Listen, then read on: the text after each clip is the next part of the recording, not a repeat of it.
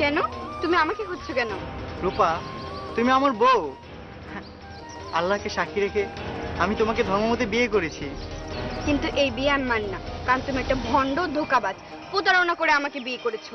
এসব তুমি কি বলছো? আমি ঠিকই বলেছি। কি যোগ্যতা আছে তোমার আমার স্বামী হবার? বলো কি তোমার পরিচয়? বলো কে তুমি? চুপ করে আছো কেন? বলো। জানতে চাও? জানতে চাও আমার পরিচয়? তাহলে শোনো,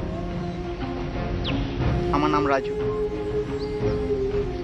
বাবা মায়ের কোনো পরিচয় নেই, কারণ বুদ্ধি হবার পর থেকে তাদেরকে আমি দেখিনি। বড় হয়েছে এতিমখানায়। এতিমখানায় অন্যায় অত্যাচার সহ্য করতে না পেরে আমি পালিয়ে এসেছিলাম। পালিয়ে এসে সৎপথে অবর্জন করার জন্য মানুষের দ্বারে দ্বারে ঘুরেছি। কিন্তু কেউ কেউ আমাকে একটি কাজও দেয়নি।